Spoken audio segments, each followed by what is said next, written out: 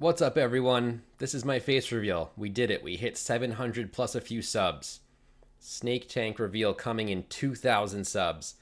I figured it was a good time because Arena of the Gods has just come out. The new free game mode, which you don't have to pay for. I love free things. It's coming out November 7th in a few weeks, and it looks amazing. So let's dive right into it.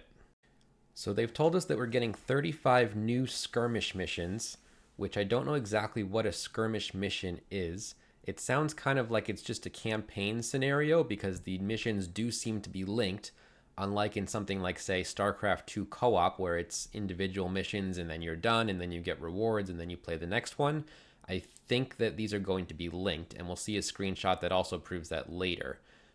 We have one screenshot so far of gameplay, which makes it look like there is maybe a new god power. Unless I'm completely missing something, it could be Tornado. I don't use Tornado too much. It could be like the end of Tornado or something, but it seems to be, you've got your Nidhogg, and then you've got your Whirlwind, and then you've got some Dwarven Heroes of Ragnarok, which maybe are trainable now, which could be pretty exciting. I can't imagine they're giving you, the Ragnarok god power in a mission like this, although if your mission is just to beat one scenario, Ragnarok is pretty good for saying, okay, here, we're just going to end it. So who knows what ultimately we're going to have, but there's a bunch of heroes fighting myth units here. You've got Godi and what look like dwarf heroes of Ragnarok. So if those become trainable, get extra bonuses, like in StarCraft 2 co-op, where you have your basic, Zerg units in the game, but then you've got like Dehaka can create all new types of Zerg units that are not even found in the base game. Maybe they're giving us dwarf heroes of Ragnarok that have all new abilities that you can train, that you can give bonuses to. That could be interesting. I wasn't given early access to this mode or anything like that, so it's complete speculation. But I'm excited for the possibilities. So we were given the entry screen into Arena of the Gods. It seems like you will click it on your main screen instead of campaign or multiplayer, and you will get this before you enter it, which kind of explains what it does.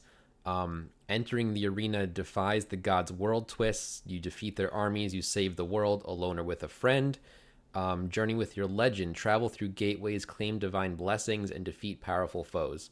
So, not to draw a ton of comparisons to StarCraft 2 co-op, but it does seem to have a lot of the same factors, while also being very different in that it's a campaign instead of a one-off. But in StarCraft 2 co-op, you have your commander, who has his passive abilities, which sound kind of like the blessings. And then you also have mutations in StarCraft 2 co-op, which kind of seem like the world twists, but as we'll see later, the world twists are really more like more powerful blessings that seem to only benefit you from the ones they've shown us so far. So taking a look here at the world twists and getting a lot more into the meat of what this screen will look like and how the whole missions work. We see a kind of Slay the Spire style map where you start at one end and then you have some divergence.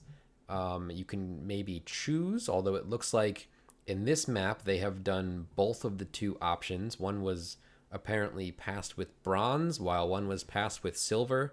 Maybe that's just the difficulty. Not sure exactly why you would do both or not. I guess there's rewards, so maybe you pick up more rewards if you just do all of them instead of rushing to the end.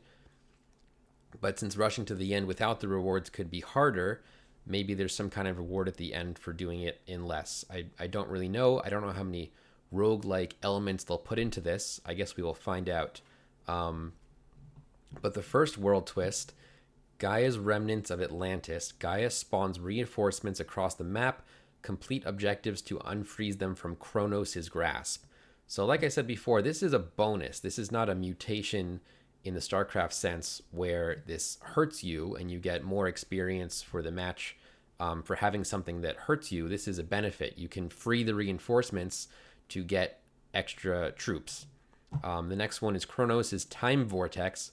Kronos' allies from the past rally and attack any gods and their followers trying to stop his plans. Maybe there's these clouds in the middle. Maybe you are Gaia and Kronos is the enemy, and he gets this world twist while you get the beneficial world twist on your side from Gaia. He gets a different benefit on his side because these do both seem like benefits. Although maybe Kronos is the ally in this case, and Gaia is your player, Kronos is the ally, and it's just two benefits. That's not fully clear to me. In the first mission, it looks like you fought Gaia. In the last mission, it looks like you fought Kronos. Not fully clear, but just looking like the world twists are both benefits. Remains to be seen if one is for the enemy team. But we do see that this is level 10 arena, which is a boss number. 1, 2, 3, 4, 5, 6, 7, 8, 9, 10. Yeah, so that is the Kronos circle they're talking about. So it seems like you're probably fighting against Kronos, and the world twist is for his benefit. So you have to kind of maneuver yours versus theirs, I would say. Some additional world twists we were told about were Gaia's Remnants of Atlantis.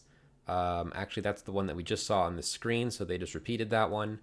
In a slightly different wording, I think. Thoth's World Twist, double effect for all god technologies. That one is incredible. Like, if you have a 20% damage bonus, now it's a 40% damage bonus. So, bringing those StarCraft 2 co-op extreme examples of bonuses to units while making maybe the challenge harder, putting a time limit on things. I love that. A lot of people love that in StarCraft 2 co-op. I like that they're going all out with the double effect. It doesn't matter if it's balanced. It's you and maybe a friend against the AI.